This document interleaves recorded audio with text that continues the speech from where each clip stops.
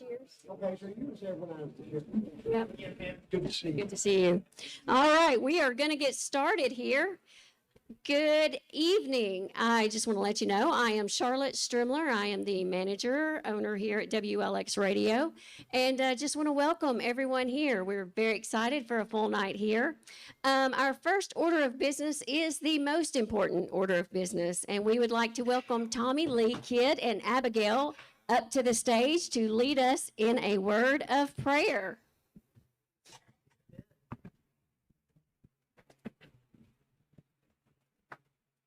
All right, let's pray.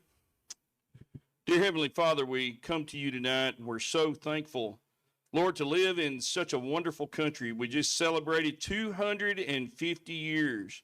And Lord, we just thank you for the opportunity of living in a country where we can be free to be here tonight.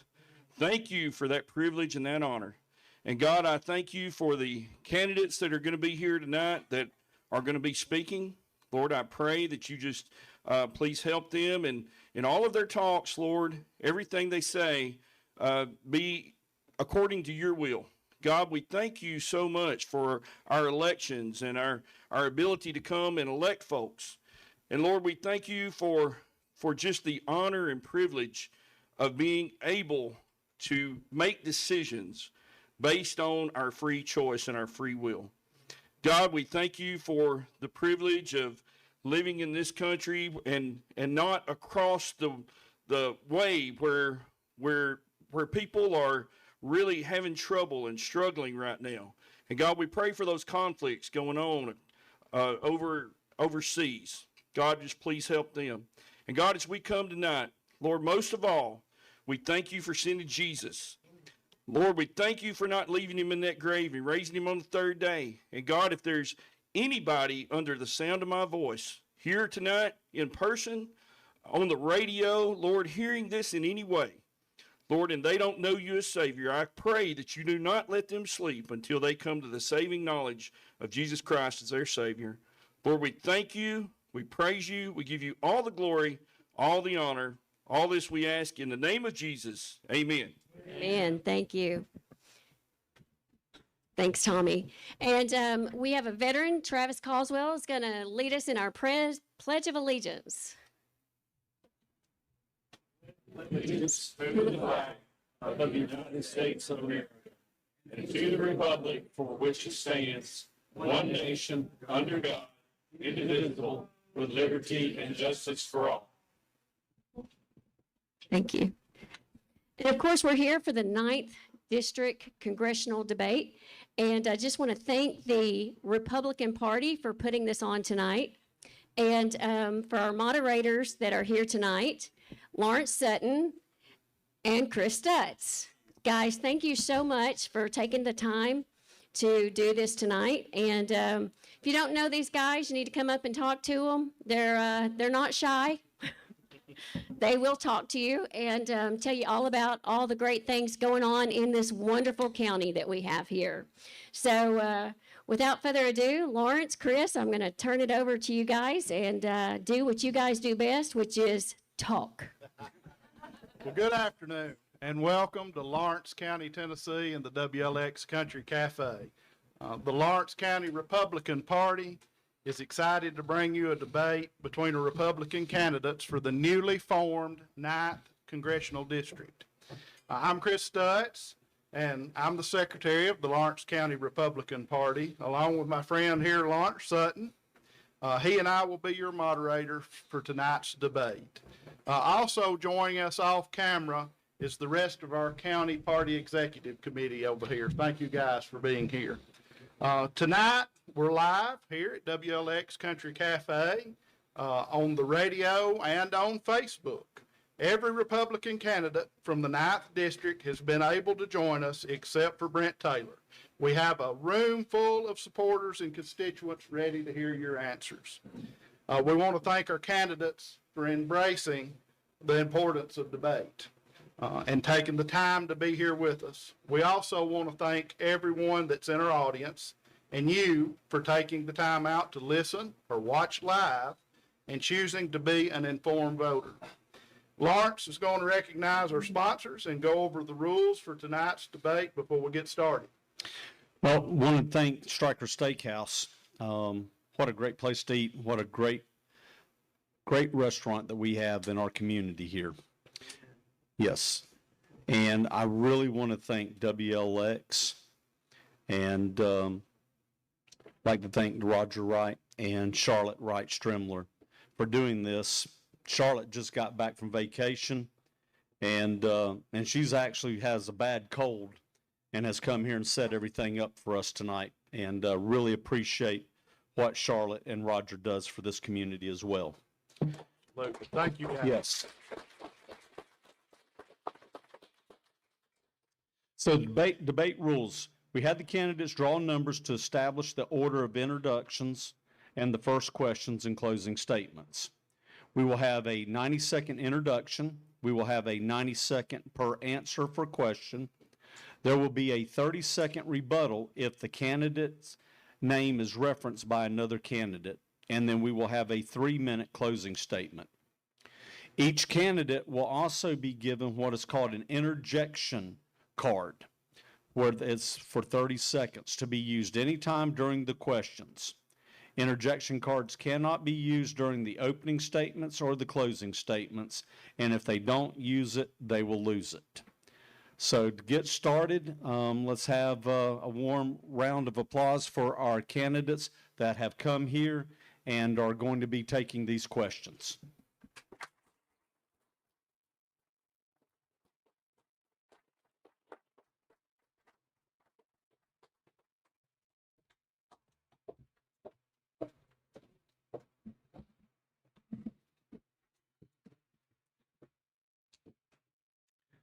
One thing I do want to mention as they're coming up, the candidates were not given questions. We did give them topics that we may discuss tonight, but no questions were given to any of the candidates.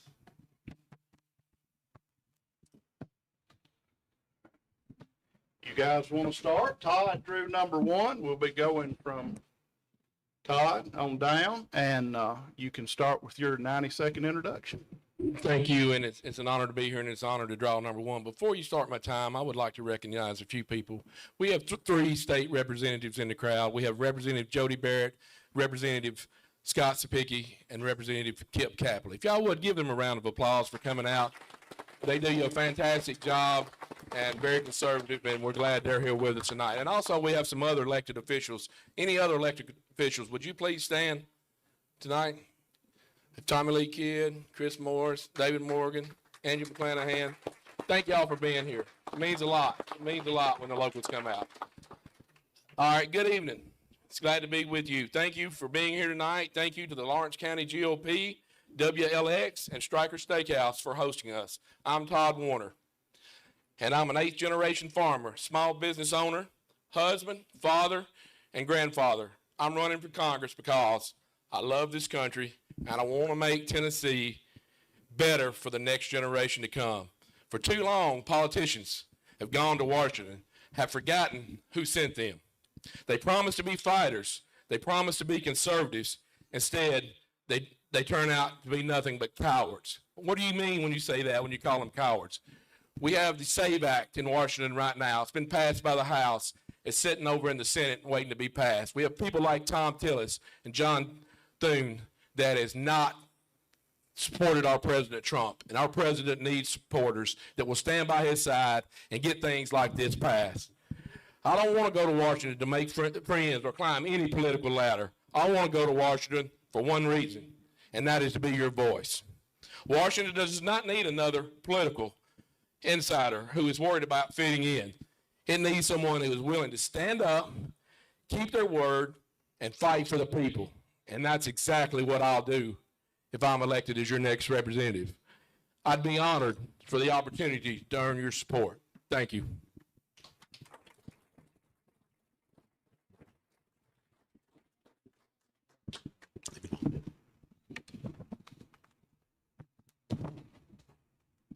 Go ahead, Ms. Bergmann. Okay. Hello, everybody. My name is Charlotte Bergmann. I am so happy to be here with you. It's a great joy to drive through the areas of Tennessee and meet such fine people. I am from Memphis, Tennessee, but my heart is with Tennessee overall. I'm excited to be able to run as the U.S. congressional candidate for Tennessee District 9, mind you, the new Tennessee District 9. I have multiple degrees, but my most accomplished thing that I've been able to do is to get involved with our political process, such that I can understand what's going on from a government perspective. I have established relationships with people in Washington, D.C. I was involved with the George W. Bush campaign. I was actually the delegate from the Tennessee 9th District for President Donald J. Trump. Not just one time, but in 2016 as well as in 2020. In 2016, he awarded me this cap, and I wear it very honorably. It is exciting to be affiliated with a candidate, a president, who not only stands for what is right, but he loves this country. And I met so many people who speak about him in spite of what the radical left says. He is a good man, and he's fighting to make America first.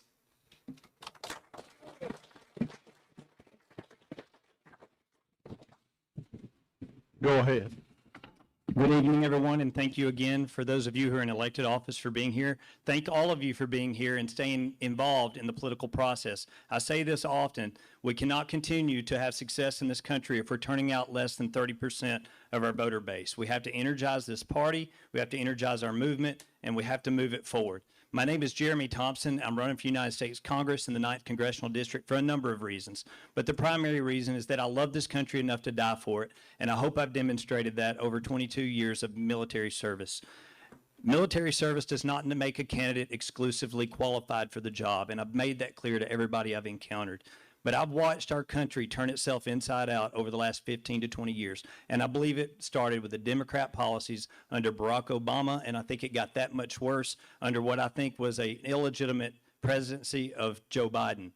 I was in uniform during those moments, during those years, and I can tell you that we were focused on all the wrong things. I often said that if we weren't focused on staffing, equipping, and training the most effective fighting force on the planet, that we were focused on the wrong things and we needed to get our house back in order. I'm here to get our house back in order. I'm here to hold lines of accountability that I saw abandoned over the last 15 to 20 years of my life. So when I come at you and I tell you that I'm going to go to D.C. and hold lines of accountability, I have a record for doing that in the United States Army. I became a very unpopular person at times on critical issues and holding standards of accountability, even with seniors. And that's what I'll do in D.C. I appreciate you being here tonight. Thank you.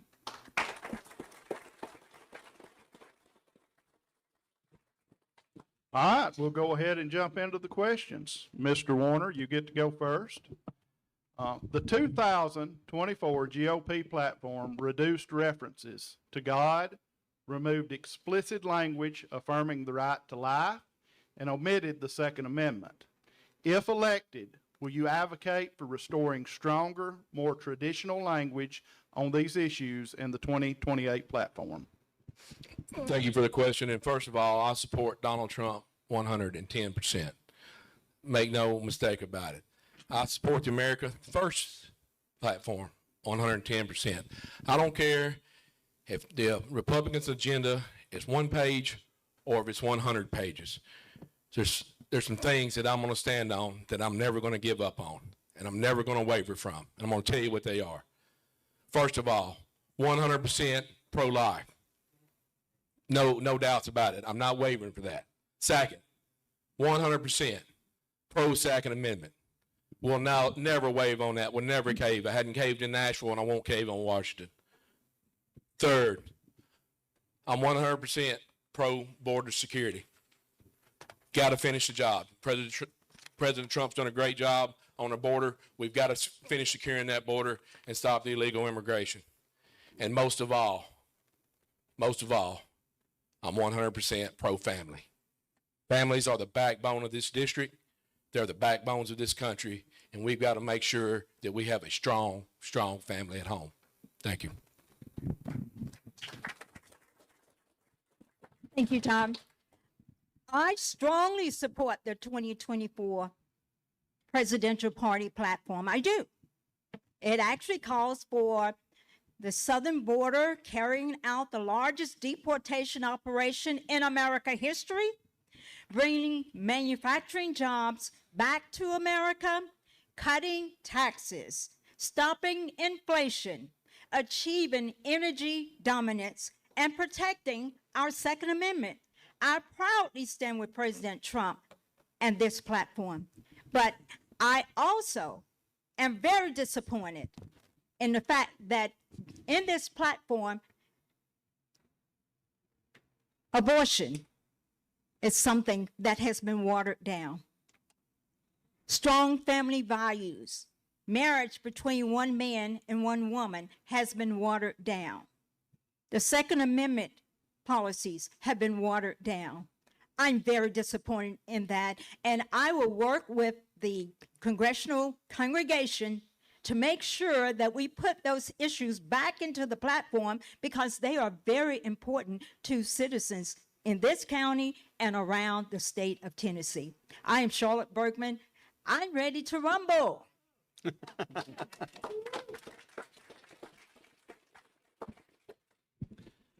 So it appears that policy seems to weaken over time based on cultural issues and the things facing our nation.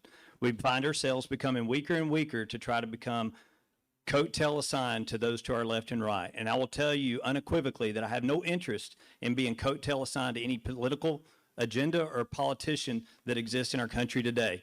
I will go to D.C. and I will support a pro-America agenda with President Trump. Make no mistake about that. But I will be my own man. I will be my own thinker. And I will think three-dimensional and critical on the issues facing our nation, which is what I did for 22 years as an all-source intelligence analyst.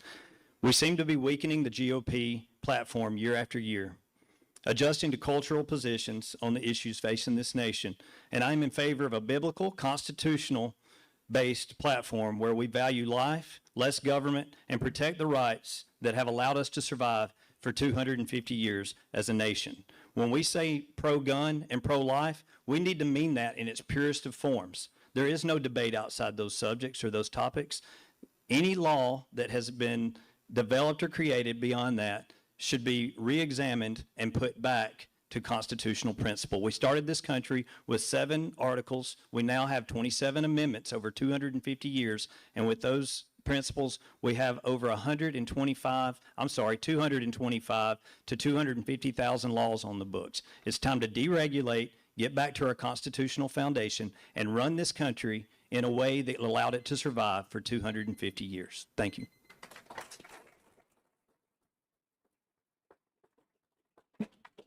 Second question's for you, Charlotte. It's on campaign finance. Do you support the influx of out-of-state and international money that often funds and influences political races? I do not support that.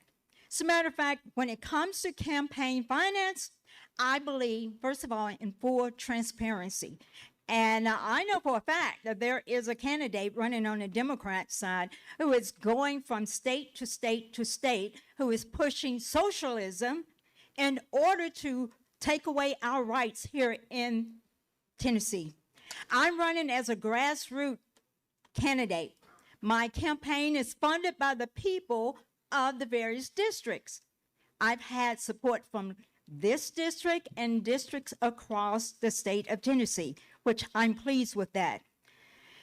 My campaign is not funded by special interests or even dark money or even PACs. No, I'm not receiving money from those entities because I want to be accountable for you and to you. The voters deserve to know exactly who's funding each candidate because who's giving them the most money, that's who they give their allegiance to. So I'm Charlotte Bergmann, and I definitely approve this message.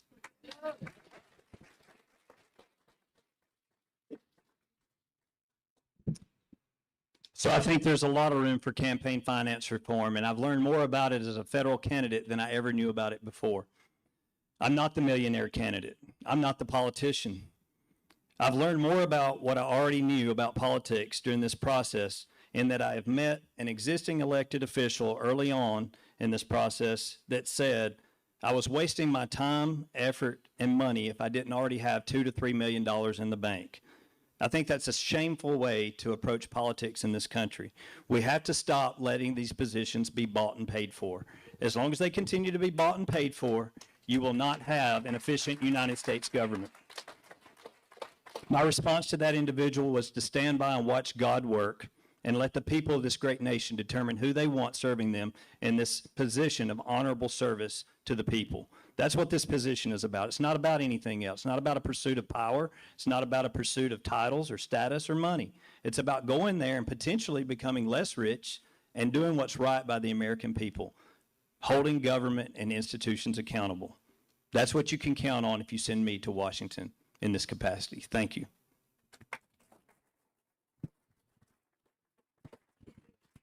Again, thank you for the question. Folks, Washington isn't broken because the Democrats exist. It's broken because too many Republicans get there and they forget who they work for. They start worrying about the lobbyists. They start worrying about leadership. And the next election, instead of doing the right thing, I'll never vote according to the political games. I will always vote my conscience. I will vote for the people of my district. I've demonstrated that in Nashville. Some of you see the attacks coming. It's because I've demonstrated that in Nashville. I've voted my district. And along with that, you can ask these other three representatives that's in the room. Tennessee has some of the strictest campaign finance laws in this nation. The federal government ought to take a look at how we run campaign finance in Tennessee. But no, there are definitely improvements to be made, and we need to work on it at the federal level. Thank you. All right, this next question has to do with immigration, and it goes to you first, Mr. Thompson. If you were responsible for designing a completely new immigration system, what would be the key points of that system? I need to open this up by stating that every president in United States history, regardless of whether they were Republican, Democrat, or independent, has consistently said that we are a nation of laws and that they must be enforced. That's always been a bipartisan response and issue at the presidential level. This became a partisan issue when it became politically expedient to use the immigrant workforce and those who come here illegally for votes and manipulating our electoral processes. Unlawful existence in this country has to be met with consequences. Those consequences have to be deportation. There isn't room for discussion outside those consequences. The law has to be enforced. Immigration reform is necessary in this country, and I answered an H-2B visa question in a previous forum, and this is what I said. There are good people trying to come here. There are people trying to come here and establish citizenship and be productive members of our society, to culturally assimilate and be American. I truly believe that. I've seen it with my own eyes, and I hope you have too. What we can't have room for is people coming here to interrupt our systems of government, get elected to offices of our government, and have no pro-American bones in their bodies. None. We have to make sure that they are legally disqualified from the electoral process and keep them out of our systems of government. If they can't come here the right way, they don't need to be here at all. That's what my foundation in redesigning immigration reform would look like. Mr. Warner. Thank you. This isn't complicated, folks. It's simple. Finish the wall, deport criminal illegal immigrants, end, catch, and release, no amnesty. America belongs to the American citizens, and I'm done apologizing for saying so. The federal government's first responsibility is to protect its own people. If it won't do that, it's failing at its most basic job. We've got to hold the government accountable, and we've got to make them protect our borders, and let's get these folks out of here.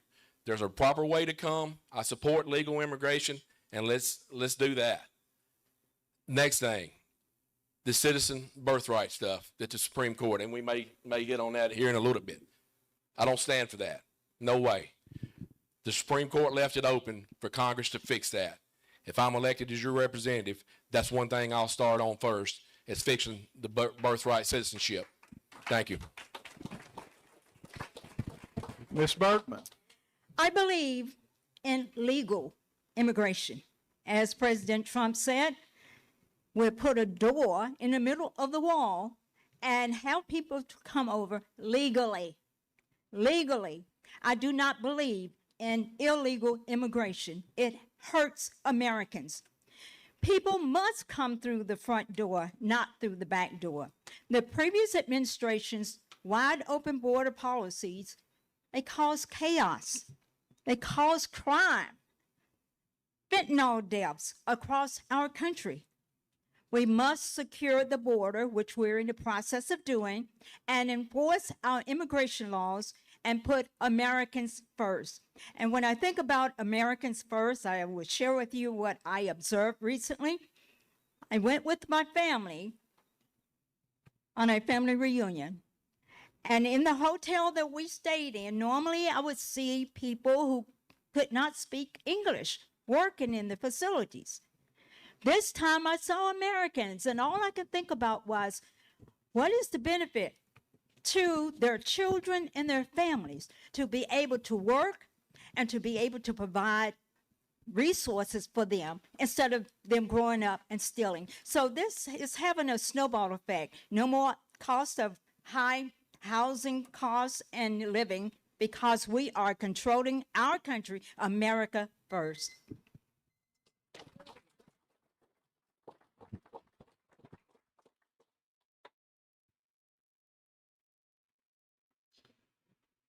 Todd, what is your opinion and what is your stance on legislation involving data centers and flock cameras? Man, what a topic here for Lawrence County. Yeah. We all know about that. 100% absolutely against data centers, as well as the flock cameras. I don't believe the government should be tracking daily movements of law-abiding citizens. Once government gets power, we all know what happens. It never gives it back. I stand for the Fourth Amendment every single time.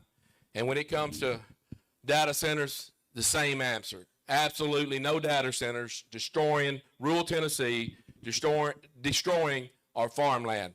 They got to have data centers, I understand. But let them get in, let them put them in Memphis. Let them put them in Nashville. Let them put them somewhere where the infrastructure is in place. The infrastructure is not in place in rural Tennessee. And we don't need to bear the cost of those water rates going up or those electricity bills going up. We know what is going to happen. They're going to put the costs back on us. 100% against them.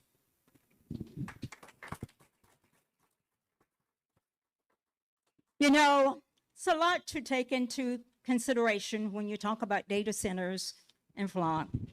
We all know.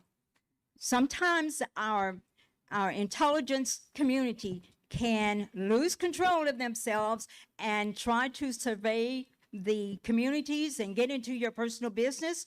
But I support law enforcement having the tools that they need to catch the criminals. But we also must respect the privacy of law-abiding citizens. So there is a thin line that we have to realize and consider when we're making a decision about the flocks. There's a difference between catching criminals and turning our community into communities where people feel like Big Brother is watching them constantly. On the topic of data centers, I believe that there must be clear boundaries. Government should not come in and tell you or take your land by eminent domain and put in data centers, cause you to have to spend extra money to allow them to have the resources that they need, like the energy and the water and various things like that. You should not have to pay for those things, but you should be in control of your land. You should be in control of where those data centers are located, meaning not in your backyard. And that's not what you want.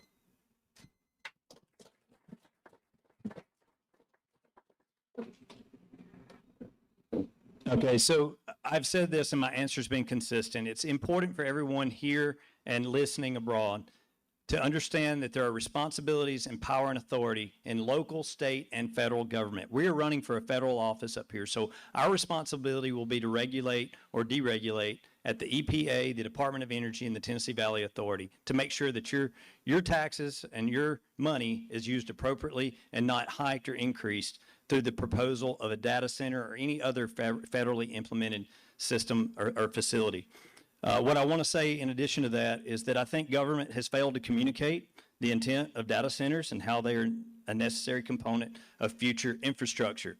However, I live in Lincoln County, Tennessee, and the Lincoln County government has put a moratorium on data centers until more studies can be conducted and that they can understand it in a way that implements them appropriately. Some counties are not set up. The infrastructure is not correct for some counties, and if that applies to Lawrence County, then you need to put pressure on your local government to make sure that that's identified and studied before bringing them in.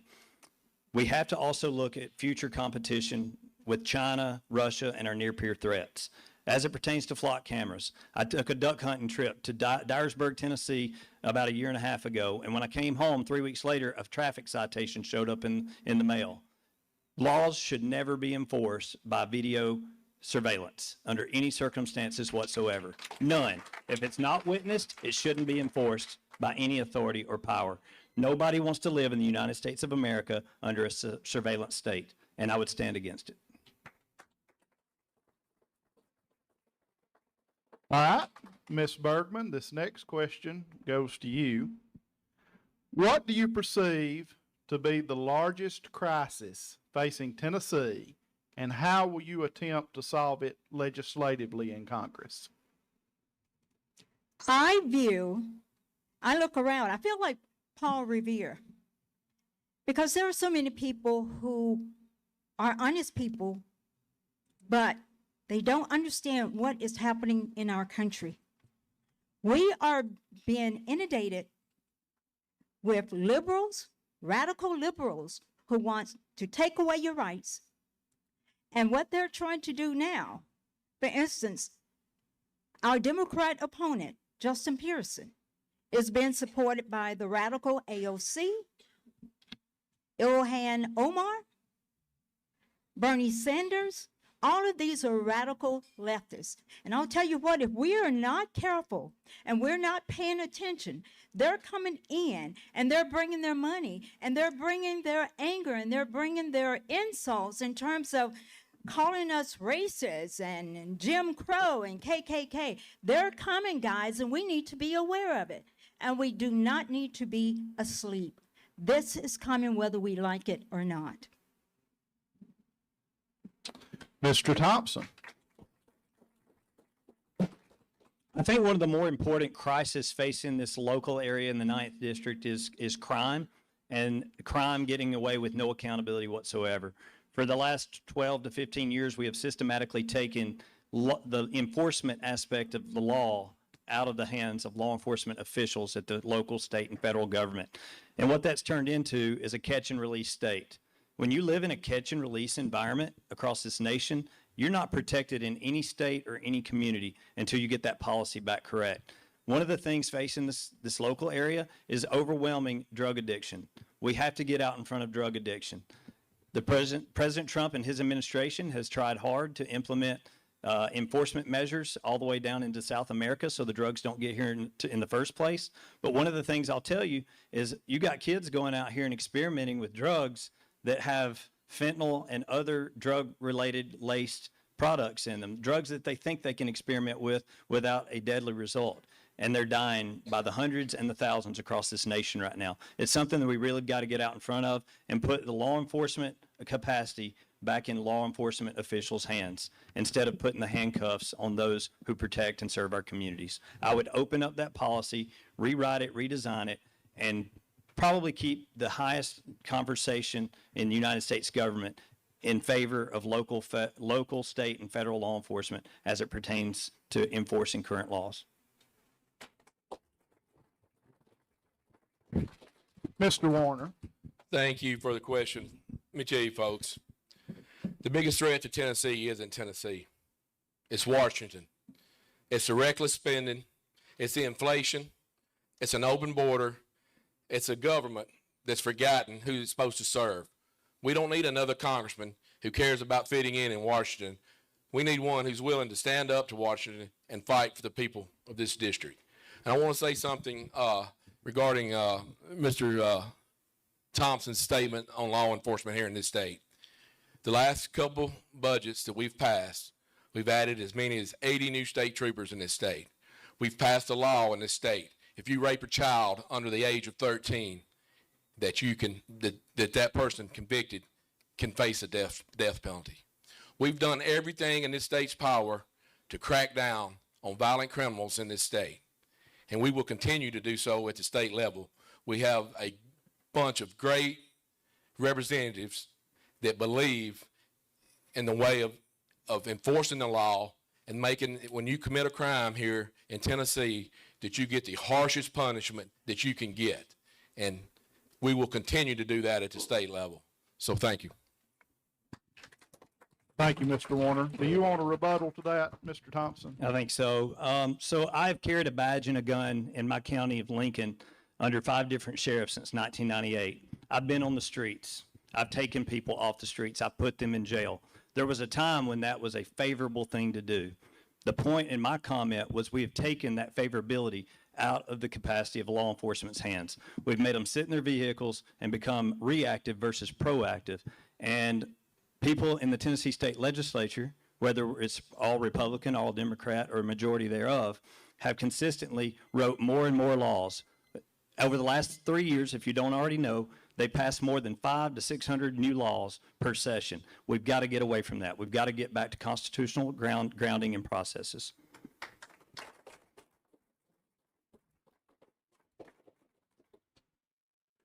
Jeremy, many gun owners feel that the Second Amendment rights were eroded under the previous administration through executive overreach and surveillance.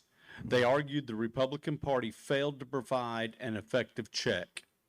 As a candidate, what specific legislative and oversight actions will you take to curtail federal interference and permanently protect the rights of law-abiding gun owners?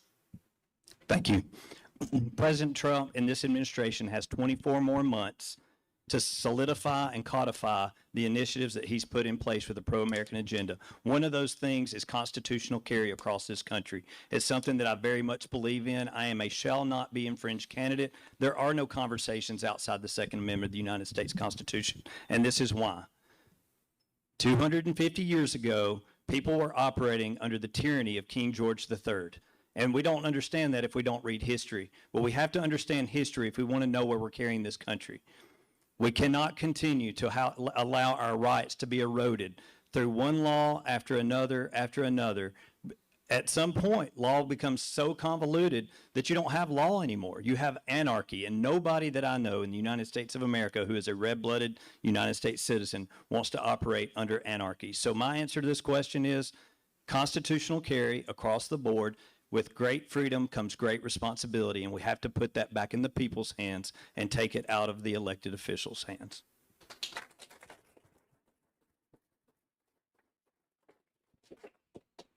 Mr. Warner. Thank you. Folks, it's simple. The Second Amendment isn't negotiable. Shall not be infringed means exactly what it says. I won't compromise. I won't negotiate. And I won't vote to chip away at the constitutional rights of law-abiding Americans. Not 1 inch will I give. Since I've been in the House of Representatives, we've passed a bill, the Tennessee Firearms Protection Act, which says if the government decides that they want to come to Tennessee and we have a far-left Democrat for somehow that gets elected, and he says that AR-15s are no longer allowed. If the ATF or the FBI wants to come and confiscate that, what this bill states is that no Tennessee law enforcement will be used to confiscate those weapons, that the federal government have to come get them themselves. And by George, I say let them try to come get them. Thank you. Ms. Bergmann. We are endowed by our creators with certain unalienable rights. That is the right of life, liberty, and the pursuit of happiness. the pursuit of happiness. It's not given to you, but it is the pursuit of happiness. Without the ability to defend our own life, the other two rights become meaningless. So I fully support the national constitutional carry and national reciprocity. No Americans should lose their right to self-defense the moment they cross over a state line. That means New York, it means California, you have no rule over us, and should I become your congressman, I will fight to make sure your Second Amendment rights are well protected.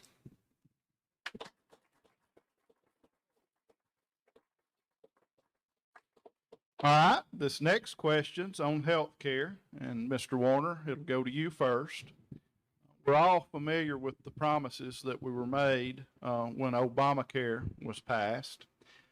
And I would like to know what legislation would you be in support of or introduce that would lower health care costs and insurance premiums? Well, let me start with this. Washington has spent decades making health care more expensive while promising to fix it. I'm not interested in more government. Government fixes nothing, folks. Nothing it fixes. I'm interested in more freedom. Patients and doctors, not bureaucrats, should make their health care decisions. A free market would work. Get the government plumb out of health care altogether. If you remember, back when President Trump was first elected, we had an opportunity to repeal Obamacare. There was a few people in the United States Senate that held that up. And guess what? Guess what? It wasn't Democrats, it was Republicans. And let me call them out. Tom Tillis, Jeff Snowflake from Arizona, and the late John McCain, because they didn't like President Trump at the time, and we had an opportunity, had the votes, but those three men killed it. If you elect me to go to Washington, I'll stand with President Trump, and we will not do stuff like that that should be fixed and the government should remain out of. Thank you. Ms. Bergmann? How many of you remember late at night, John McCain went before the Senate, and he voted, and you saw him do this? He was betraying the President of the United States. I believe health care decisions should be made between the patient and the doctors, not by government bureaucrats. We need free market solutions like price transparency, tort reform, and more competition.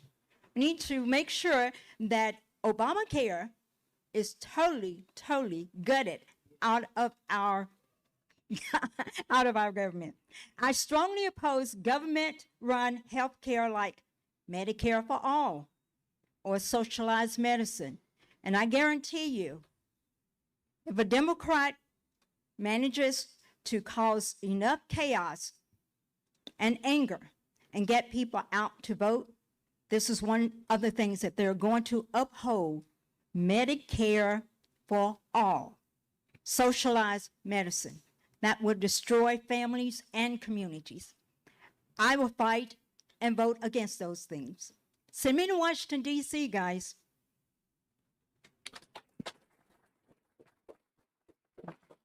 Mr. Thompson? We've done more to hurt and destroy healthcare in this country under socialist, Marxist, communist leadership than ever before in our nation's history. And I could go on many other topics on why that's important and why we continue to see decline in this country.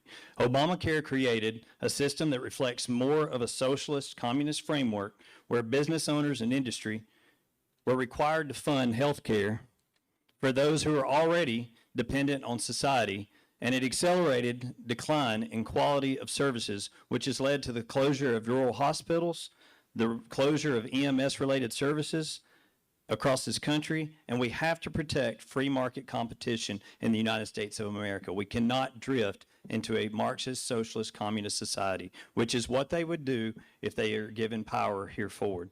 We have to make sure that we build our strength in numbers in the Republican Party to prevent that from happening. We're the only ones that can do it. Nobody's coming to our rescue. There's no 911 call. Somebody has to stand in the gap and make sure that policy is reframed in a way that never allows this to happen again. And the first thing on the agenda is to get rid of socialized health care if we want to survive for the next 250 years.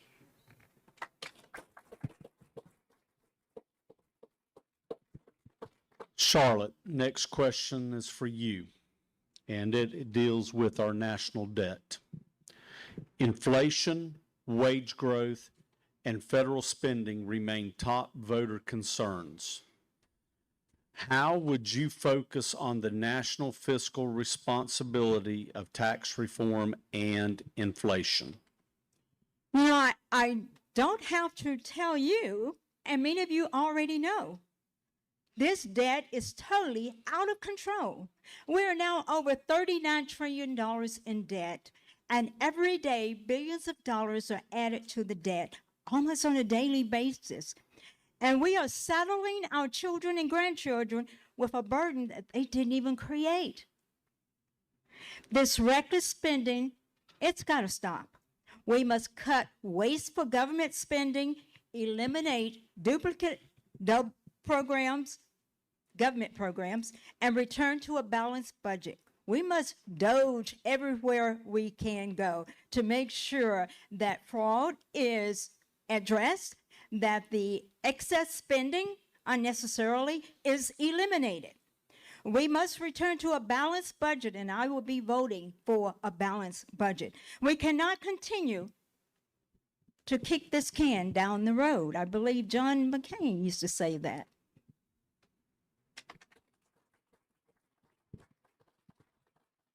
Jeremy?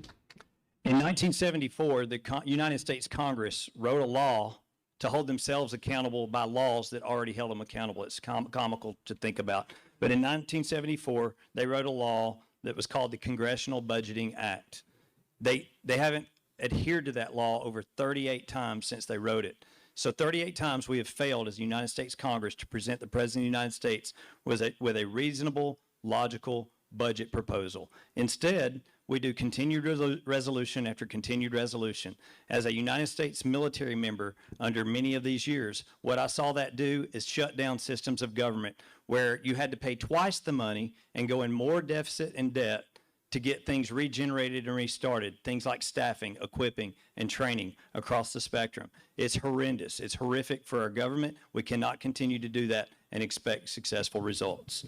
We have to get back to owning our checkbook as the United States of America and stop going in debt to our foreign partners and foreign enemies. We have to hold our Congress accountable, have the hard conversations, and get back to managing a checkbook. If any of you sitting here or any of you out there on the internet or radio failed to manage your money in the way that the United States government does, you would either be in prison or you would be in some kind of garnered debt for the rest of your life.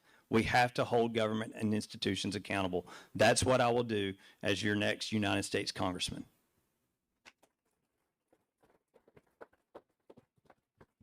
Mr. Warner.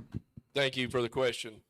Look, folks, Republicans have spent too much time talking like conservatives and voting like Democrats. That's one reason we're nearly $40 trillion in debt. We don't have a revenue problem. We have a courage problem in this country. If we don't have the backbone to cut spending and say no, we have no business calling ourselves conservatives. Look, here in the state of Tennessee, there's something that our Constitution requires us to do every year is we balance the budget here in this state. We're physical conservatives, and we manage our money, and the federal government ought to come to Tennessee and sit down with our finance committee and the people that make these decisions and learn how to run a balanced budget. We can teach them some good lessons here in Tennessee on balancing the budget. Thank you.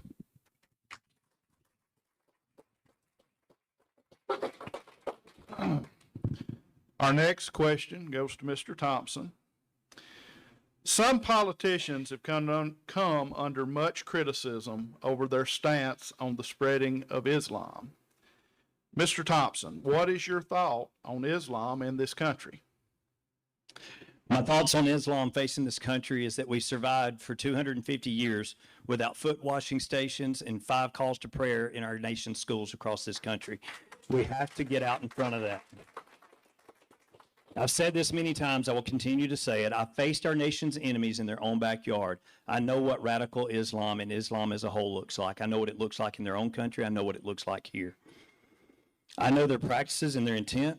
We have to use the United States Constitution and the Commerce Clause to require cultural assimilation to those, and those who do not share our beliefs or systems of law do not have America's best interests at heart. We cannot coexist with such conflicting religious and world ideology. It just can't happen.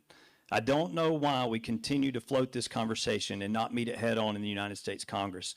There are people out there that do not have the backbone or the courage to stand up and have this hard conversation and say that we have to get out in front of it and shut it down. You cannot go to any Islamic-based country in the world as a United States American citizen and demand your religion and your cultural practices be implemented in those communities without your head being cut off before the sun comes up the next morning. We can't tolerate it. We can't have it. We've got to get out in front of it and hold it accountable.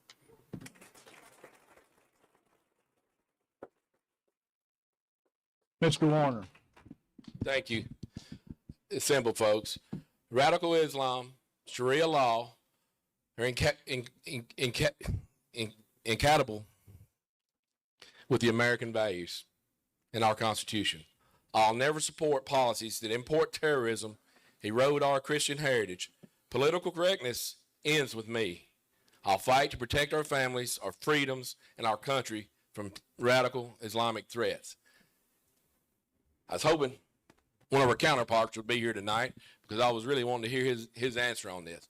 But there's a bill that I've voted against in the state house in Tennessee. We're funding Islamic schools in this state, and I've voted against it. I have a record for voting against the Islamic schools in Tennessee, and I will continue to do so at the federal level. Thank you. Ms. Bergmann. Thank you for the question. We all know Sharia law in the United States must not stand. It is totally, fundamentally incompatible with Christianity as well as our Constitution. Our American values must mean something. It takes courage, especially considering after all of these years, we've been told, be nice, accept people and allow people to live and worship the way they choose. Unfortunately, only Americans observe that.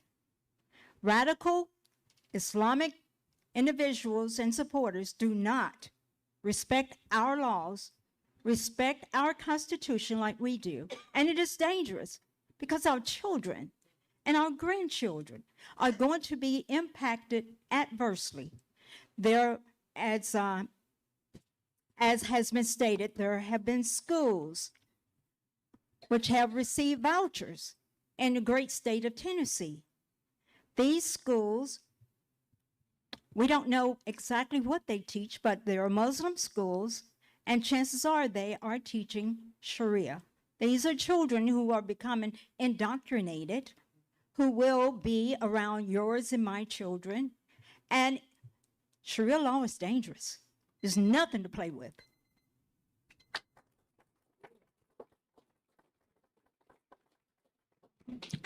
Todd, next question is for you. How would you assist veterans of all circumstances to have better access to medical care and housing? Thank you. Thank you for the question, Lawrence. Look, our veterans never quit. They never quit on America. Congress shouldn't quit on them. I'll fight relentlessly to make sure they get the care, the benefits, and the respect that they've earned. Taking care of our veterans will always be a top priority, and I'll never back down in that fight. I'm a firm believer that this country has never done enough for its veterans. It's sad when we're sending money overseas to third world countries, and some of these countries that don't respect our values. Then you walk up and down the street and you see a veteran laying on the street. Or you see one that's limping, that's had a leg blown off in service, and he can't get a home. He can't get what he needs. Thank God we have these outreaches that's doing their work and building these folks homes that they need. But that ought to be the place of the federal government when they've laid their life down so we could all be free. And our federal government has failed our veterans, and I'll work to stop that.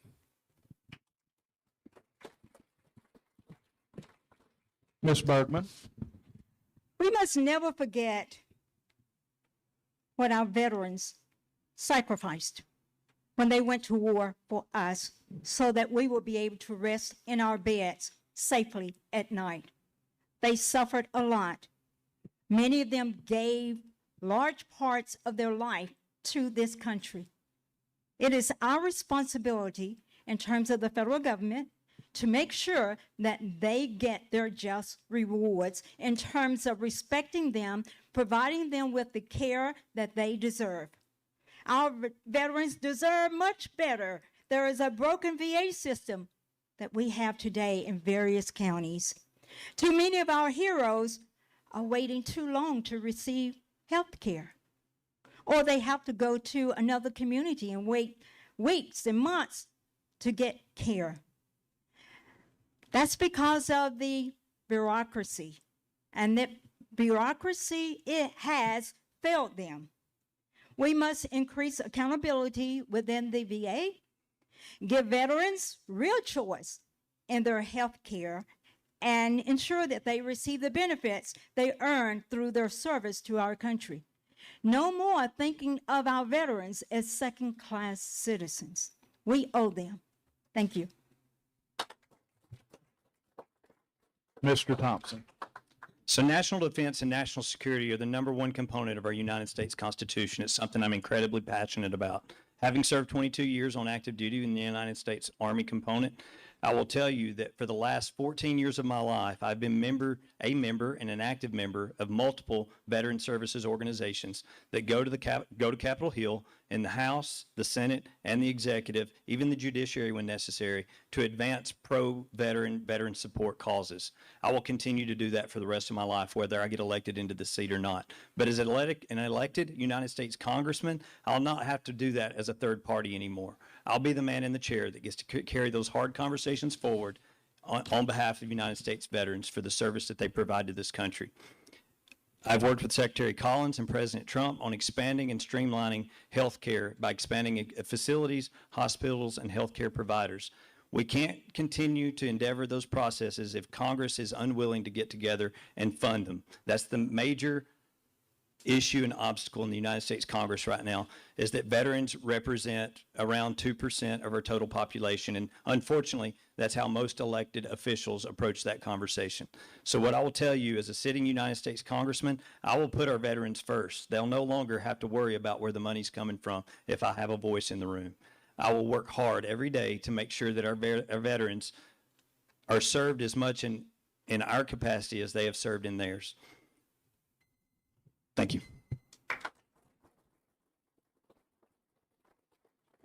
All right, Ms. Bergmann, this next question goes to you first. Given the rising instability in the Middle East, how would you approach the role of Congress in authorizing or checking potential military involvement with Israel and Iran? Well, I'm excited to say that this Iranian war has been controlled by our dear president and our powerful military. The United States is the most powerful country on earth. We are. And we are gaining our respect again after having survived under Biden's administration. We will decide when and where we stand. Israel now has a right to defend itself, but we should support them when it is in our own national interest. America must always put American lives first. Our decision must be based on what is best for the United States, not for other countries. And I'm excited to say that there is going to come an end to this Iranian war. Right now, we're going through the pain. The war is over. It's going through a negotiation process. And Iran feels that if they can play around with us, make a decision in terms of an agreement, that we will continue to insist that they do the right thing. They want to keep their They want to build nuclear weapons, and America and our president does not want them to. And also, during this war, we did not have as many people dying as in prior wars. And I'm happy about that, because I don't want our children and grandchildren to go to a foreign land to die. Mr. Thompson? I think it's important for all of us to understand, based on our nation's history, that the enemies and allies we have today may not be the same enemies and allies that we have tomorrow. So we have to draw a healthy balance of accountability and disciplinary measures on those that we call our friends and enemies around the world. The president understands his authority as commander-in-chief under Article 2 of the United States Constitution, and that's what he's implemented. And we have to understand sometimes that a temporary discomfort will sometimes amount to a long-term positive result for this nation. And I think that's what we're witnessing in the Middle East right now. Iran has been the #1 state sponsor of terrorism around the world for 47 years with no checks or accountability whatsoever. This president got elected on many things, one of which was holding our enemies accountable. That's what he's doing in Iran, because we cannot allow them to possess, create, or utilize nuclear weapons. We cannot do it. There's a bunch of arguments out there that can be made against that, but we can't allow that to happen. That's what this military operation is about. I think it will be a successful one. I think it will be over shortly. I think that was the president's intent when he initiated it. As it pertains to Israel, Israel is a strategic ally in that part of the world. Whether we want to have that conversation or we like it or not, we have to support them in the capacity that draws a healthy balance of U.S. national interest. That's my position on that issue. Thank you. Mr. Warner? Thank you again for the question. First of all, let me start by saying I support President Trump's effort on Iran. We cannot allow them to have a nuclear weapon. We all know that. We know what they would do if they had it. I support the president's effort. Fantastic job done. We lost a few lives. That's terrible. But it looks like we're out, and maybe we can get this peace deal to work. But America first means no more endless wars. And it means no more weak leadership that invites aggression. I stand with our ally, Israel, against the radical terrorists of Iran, Hamas, and Hezbollah. We must give Israel the support it needs to eliminate these threats while ensuring America is never dragged into another forever war.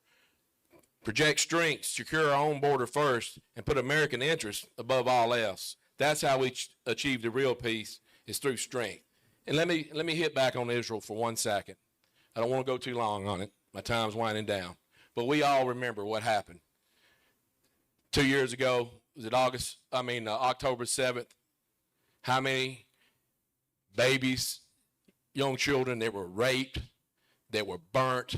How many men were beheaded? How many women were raped when they invaded Israel? What would you do? What would you want your leadership to do in this country if that happened to your family? I think I know. I don't want to say it on air, but I think I know what you would want. You would want to bomb, and we would still be bombing today. So I stand with our president. I stand with Israel.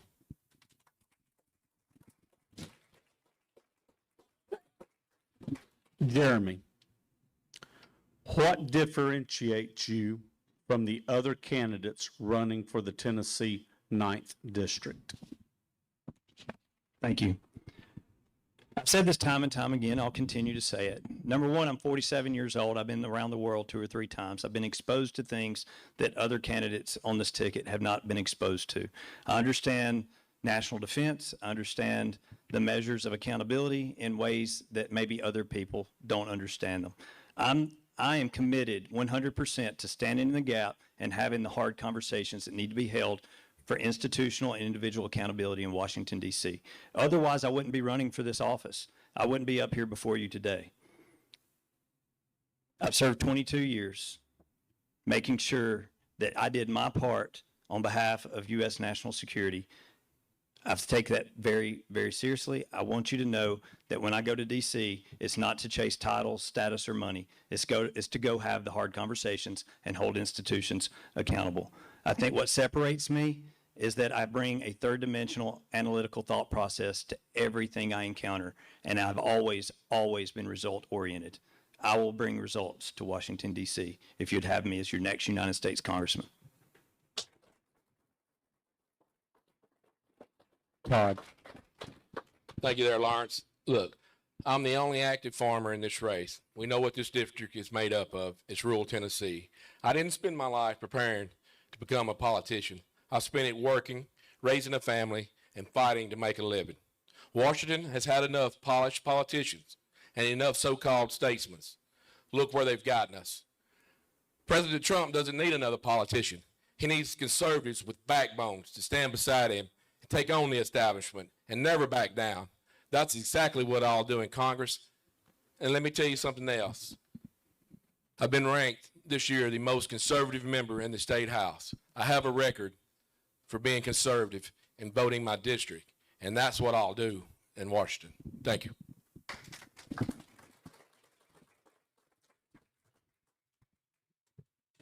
Ms. Bergmann. What differentiates me? Well, CNN, Fox News, and various other networks have stated I am the best, and I accept that status. I'm a problem solver. I spent my whole career solving problems at FedEx and I had a personal business. I solved problems there and took care of my patients. Now I want to solve problems in the 9th Congressional District. All of these issues we talked about tonight, they're very important. They really are. But there is one issue that stands head and shoulders above everything else. Can we save our constitutional republic? Can we save it? That is the most important question that we need to address tonight. That's the fight I'm in. I'm best equipped to take that fight to the opponents to save our constitutional republic from radical Islam, from communists, and from socialism. That's exactly why I'm launching the Stop Socialism Tour. And we're going to be coming through this city, this county pretty soon. We have planned a tour. We have a tour bus. And we're going around explaining to people how socialism can affect their lives. We have got to do it. Thank you. Our next question has to do with agriculture, and it'll go to you, Mr. Warner. The now 9th district is mainly comprised of counties that have a great and full agricultural base. How do you plan to support the agricultural community in your district? Thank you for the question there. Look, I'm a farmer. I see it firsthand every day. When a farmer goes down and buys diesel fuel at the diesel pump, and it's $5, or he goes and buys seed corn, and it's $350 a bag, or he goes and he buys fertilizer, and it's $850,000 a ton. But you know what? That farmer's still selling his corn for what he did back in the 90s. $4.50. That's unsustainable. It's wrong. We've got to figure out a way and do more to protect our farmers in this state, no matter what. And in this country, not just this state, America feeds the world. And we got to make sure that we protect our farmers and keep them from going broke. We've got to cut the red tape. We've got to cut regulations. We got to put certain medicines back on the shelf that they took away. We got to stop going after some of these companies. You know, the farmer has to have every means that he can to make it. I cannot stress how important that is. Corn, I don't know what their futures are. Mr. Jones is out here in the audience. He could probably tell you what the corn or soybeans futures are. I didn't look today. But I promise you, most farmers across this state and across this nation, when they doing their budget, they're trying to figure out how they're going to make the numbers work, and they're worried. And we'll lose some. And it's very sad, very sad.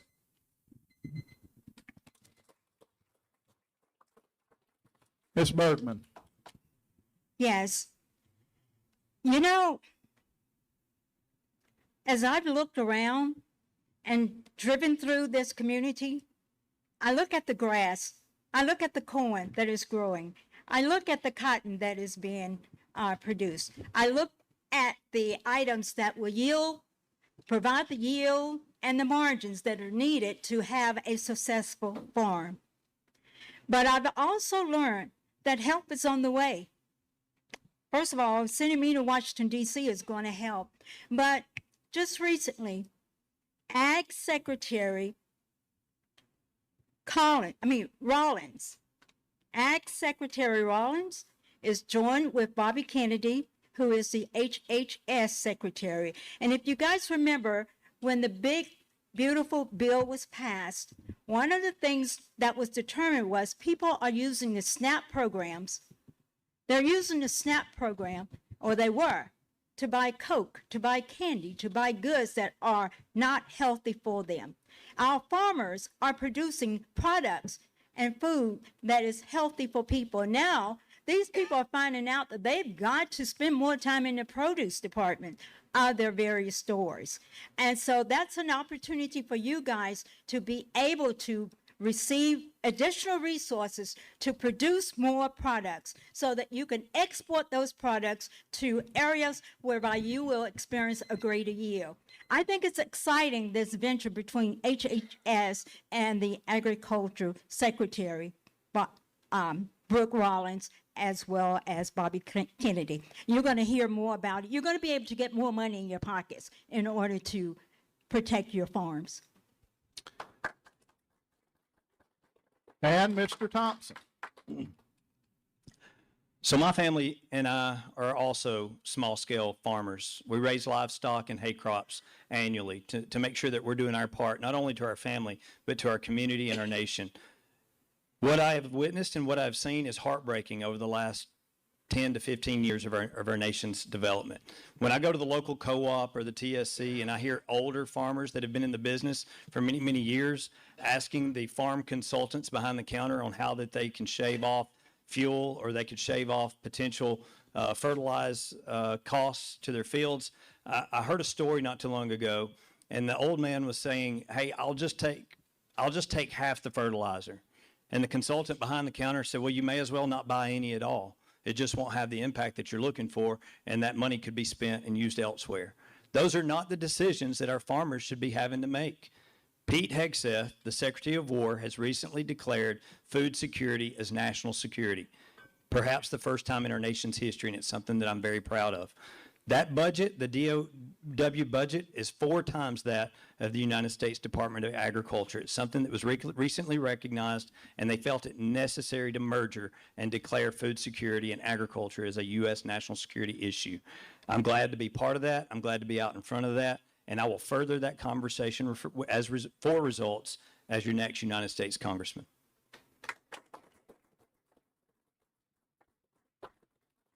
Charlotte, the next question is for you. Each of you have expressed your desire to support President Trump and help push his agenda through Congress. Can you think of any policy or decision by the president that you disagree with? If you were to win this election and find yourself in such a situation, how will you handle it? As it stands right now, President Trump does not make the decisions by himself on his own. He has a cabinet. He has multiple people working in different areas and different departments that advises him. He also actually gives them the ability and empowers them to make decisions that are important for this nation and for us as a people. As of right now, I have not found anything that I typically or will disagree with him about right now. I can't because I support this president and I jump up and down and I am excited about the decisions that are coming out of this White House.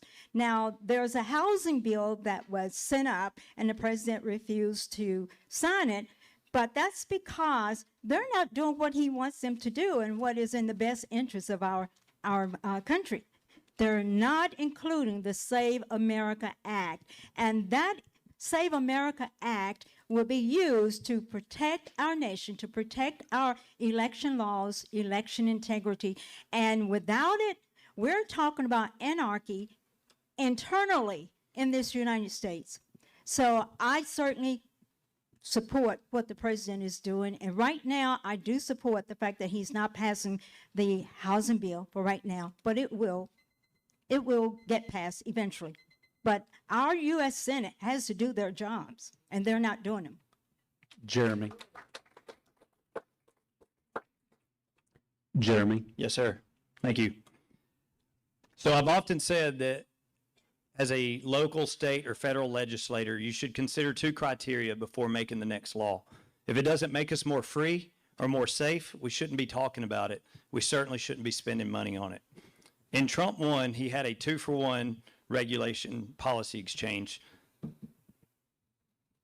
I think he's bumped that up to a 10-to-1. So if there's anything that I disagree with him on, is I think that should be 25-to-1.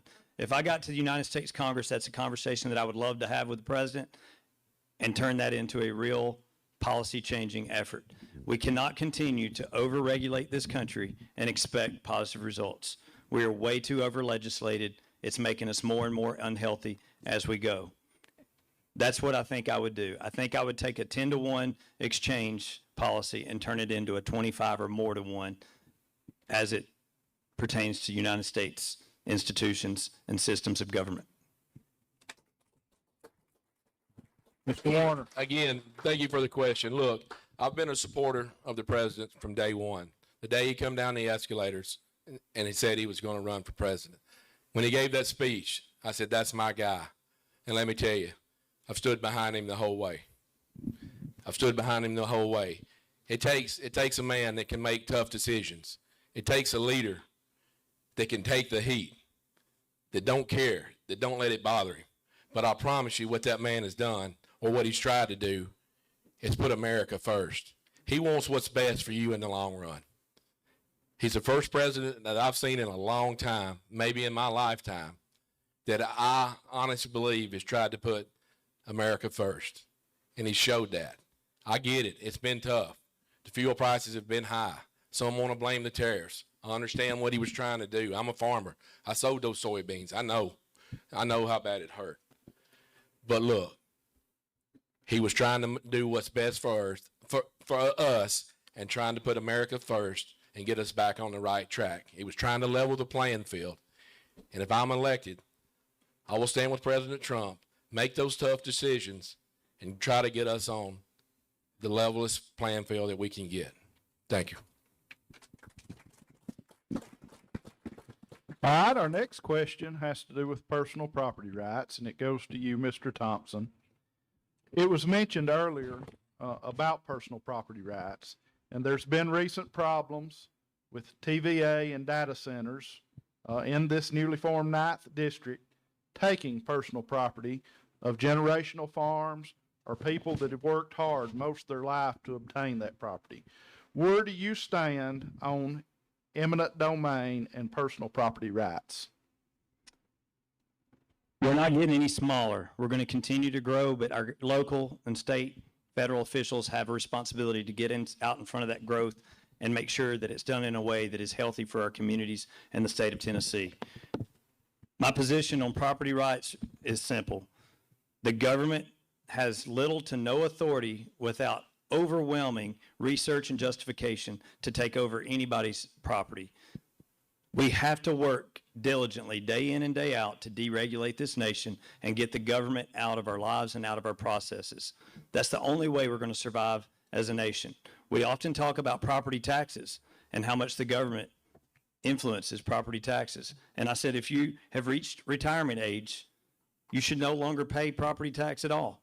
That should be eliminated entirely. You should not have to worry about where your next dollar is going to be spent with the United States government or any government of any level. But I don't think we can continue to let the United States government come in and take our property away from us without some level of accountability, someone standing in the gap and saying no more.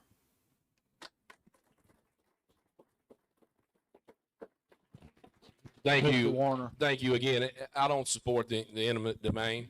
I'm not for the federal government taking anything of yours. If they're going to take something, they ought to have to pay you 2-3 times what it's worth, because you don't know what it's going to be worth in the future. I understand it's got to happen at times for certain things, but it should be a bare minimal.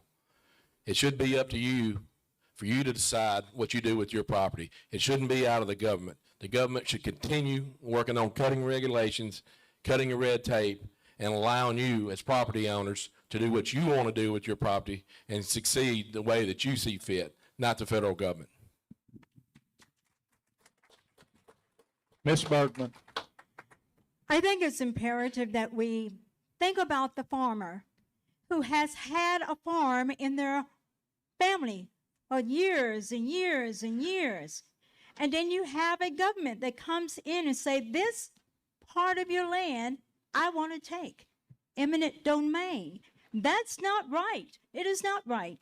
There have been many farmers who have spent sleepless nights, shed tears, because they cannot control what the federal government is doing. The federal government, big government, destroys families, destroys community, and that's got to stop. It's got to stop. And I, as your congressman, will definitely make sure that I work with people who are in a position to make the decisions about your farms, to make sure that they take your thoughts, your desires into consideration, instead of just arbitrarily coming in and bulldozing your area and you don't have any control over it. It's got to stop.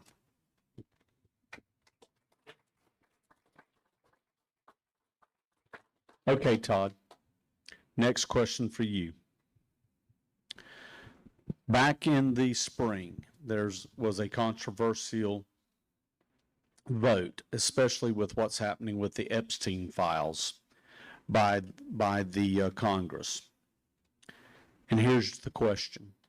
Would you have voted yes or no to release the information on the congressional slush funds for the sexual assault cases involving the members of Congress? Y'all threw some curveballs in here, didn't you?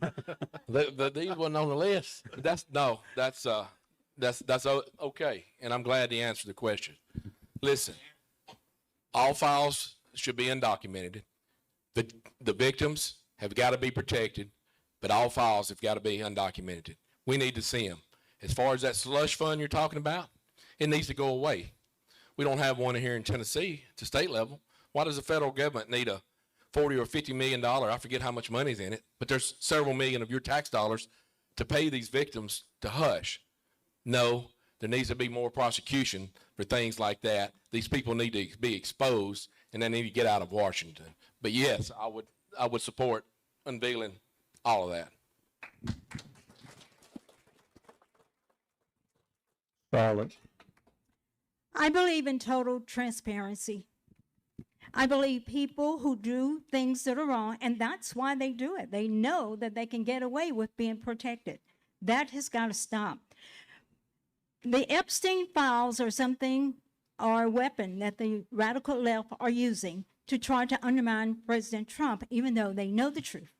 President Trump reported Epstein for doing the things that he was doing against young people and the things that we don't want to talk about. But more importantly to me is what's coming to our nation. And I think it's imperative for me to remind you of this. The radical left is gathering their stones. They're gathering together. Justin Pearson is going to Chicago to talk to Brandon Johnson. He's going to Louisiana. He's got Iliad Omar. He's got AOC. Can you imagine? They want to take over your communities. Now, you may say that's not going to happen. Well, look at New York. How long did it take for New York to be taken over as a socialist, communist community? We have got to wake up, not have our heads in the sand, and be aware and stop it. And that's why we're going to the communities with our bus tour to share with the people socialism has no place in the United States, and we won't stand for it. Jeremy. My answer is going to be short and fairly simple. I don't believe that someone that would harm or rape a child deserves their next breath on this planet. That's what I believe. I'm a full believer in capital punishment, and if you choose to do that, that is an unrehabilitation ideology. You can't stay here on this earth. As it pertains to the Epstein files and the slush fund, I would absolutely vote no on any money that would support someone in hiding from their sexual exploitations on Capitol Hill in Washington, D.C. It's a disgrace to our country. It's a disgrace to our nation's capital. I wouldn't support it in any capacity whatsoever.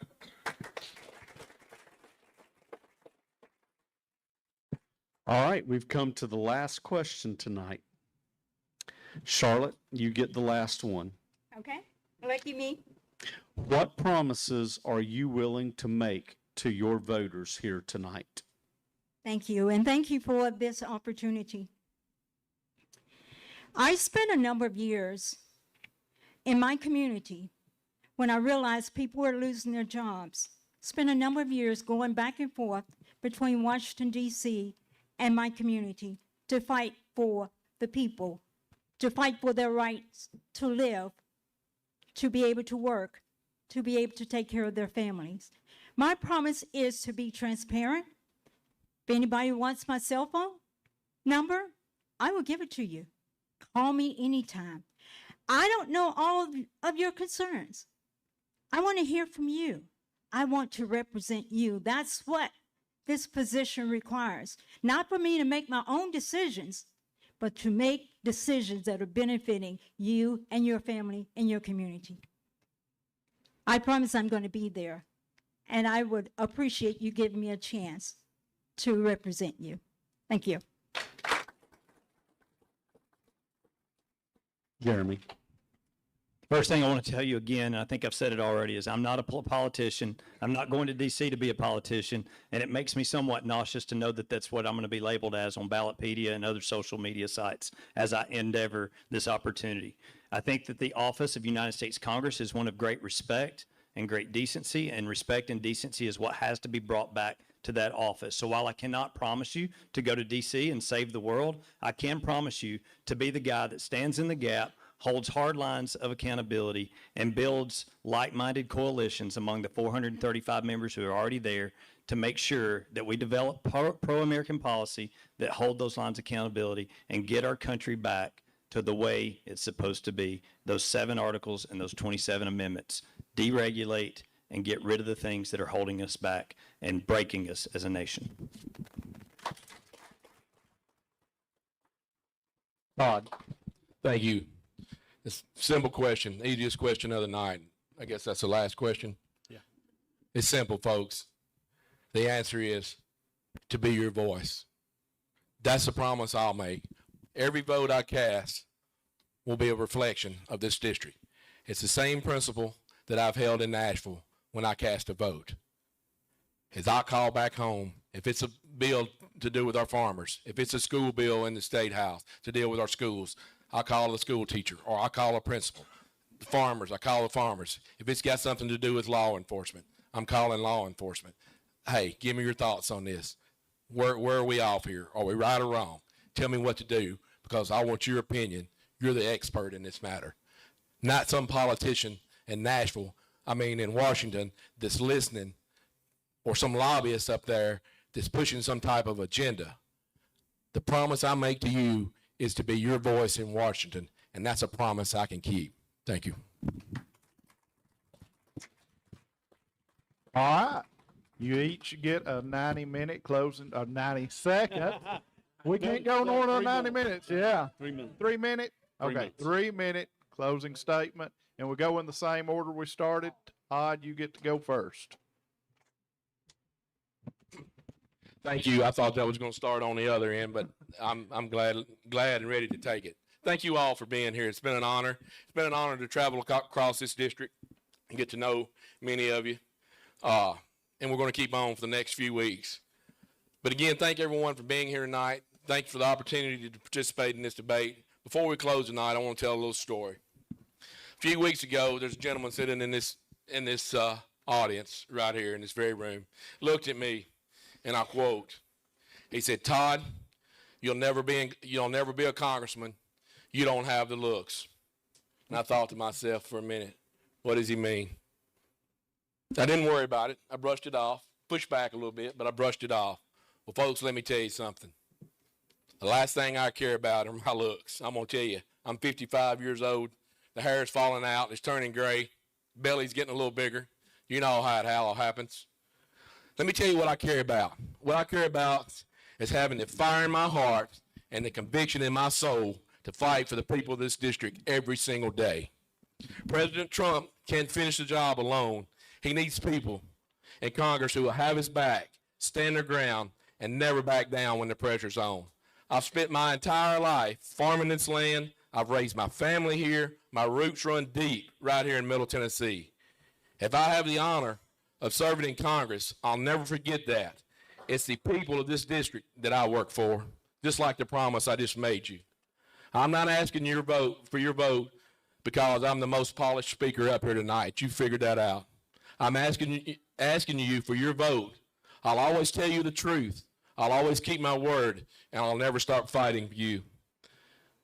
It would be the honor of a lifetime to earn your support. Thank you again for the opportunity to be here. And God bless you. God bless this great state of Tennessee, and God bless the USA. Thank you. Ms. Bergmann, go ahead. Just a reminder, my name is Charlotte Bergmann. Please remember that, Charlotte Bergmann. That's the first name you're going to see when you go vote. Just go ahead and press that button and vote. Give me your vote. I've been a Republican for 34 years. I became a Republican when I heard that Bill Clinton wanted to undermine our military by allowing for the don't ask, don't tell policy. That meant a lot to me to find out that I had been in a party that was definitely antithetical to the beliefs that my pastor father taught me. And I decided on that day that I had to become a Republican. And I'm here, and every day gets sweeter and sweeter. People look at us Republicans and they don't understand us, but many of us we follow biblical principles. We follow those principles which have made this nation great. The Bible says, if my people who are called by my name shall humble themselves and pray, seek my face, turn from their wicked ways, guess what? I'll hear from heaven, I'll forgive their sin, and I'll heal their land. So many farmers are having concerns now because maybe their land is not yielding the crop that they want. But I tell you, praying, putting God first, fasting, surprising how much God blessed, just as he blessed the children of Israel when he was throwing all types of plagues on Egypt. My name is Charlotte Bergmann. My website is bergmanforcongress.com. That's bergmanforcongress.com. That's spelled Bergmann with 2 N's, the word for, bergmanforcongress.com. There is a lot of information on my website. I would like for you to seek me out, find out more about me, give me your support, your prayers, and I appreciate meeting each and every one of you. I want to serve you. I want to represent you, and God bless you. And Mr. Thompson. Thank you. So the whole purpose of these forums and these debates is to give you, the people, the opportunity to evaluate us as candidates and to understand who we are as people, what our experiences are, what our decision-making processes are, and just our overall character for what will represent you in the United States Congress if you should choose to send us there. I've constantly, on each stage I've been part of, and I said many, many times over my life that if I ever got a platform, I would make sure that God was put first. We have to put God back into our institutional and government processes if we want anything positive yielded from it. So this campaign has been established on the principles of faith, family, and freedom. And that's something that I know that I will stand behind 1,000% if you'll send me to the United States Congress. I have served my community of Lincoln County, Fayetteville, Tennessee for more than 25 years in multiple volunteer capacities. And it fulfills me to know that I can go risk things for the betterment of others, to make sure that people are put in their best possible moments at the worst times of their lives. I've served as a volunteer firefighter, emergency medical technician, and a reserve deputy sheriff, like I said earlier, over 20 to 25 years and under 5 different sheriffs. I've served in leadership capacities in all of those institutions, and I want to take that experience to the United States Congress and serve you in a way that you haven't seen or felt in a very long time. I'm asking you to support me. I think it's important to ask directly for your vote, and I want you to follow our social media at Jeremy Thompson for Congress and our website at jeremythompson.com. Get behind the movement if you believe in what we stand for and what we will represent in the United States Congress. I need your help. That is my call to action tonight. I want you to get involved, reach out to us, see how you can advance this campaign. I need your help. I'm not the millionaire candidate, as I said before, but millionaires shouldn't go to D.C. just because they have money. This is going to take a lot of effort. It's going to take the village, and I'm asking for your help. Thank you.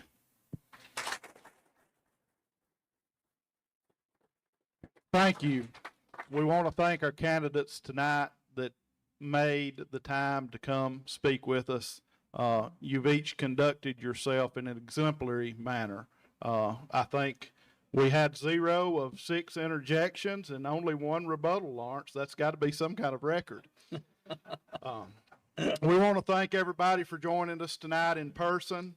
And if you think this debate has helped you decide who the best candidate for the job is, don't forget to share it across all your platforms and like the WLX Facebook page. Tell your friends, tell your neighbors, it's available for viewing. Remember, early voting starts 11 days from now on Friday, July 17th and runs through Saturday, August 1st, and Election Day is Thursday, August 6th. Lawrence, if we hurry up, I think we've got time to get to Strikers for a steak. Hey, isn't that the truth? I do want to say a couple of words. Oh, are they? I do want to say a couple of words. I want to thank again WLX Striker Steakhouse for making this event possible. And I do want to issue a challenge to our congressional members that are running here tonight. And Lawrence County is very much aware of this, but we had our last congressman didn't come here and do town halls. We expect the next one to be here and doing town halls with us. Would everybody agree with that?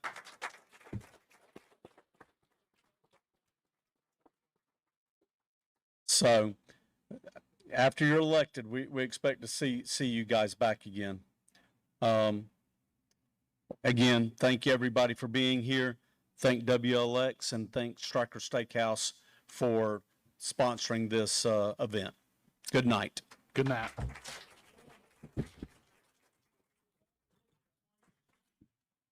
Hi, it's Warren candidates under Washington Place, regional, Charlotte did it at the beginning. Why is number 4? They were all invited. They responded and were scheduled to be here, but one of them didn't show up for whatever reason, out of our control. He said he was sick, but he was doing radio program on Matt Murphy this afternoon. I'm just gonna, you asked? I just think we should know the reason why.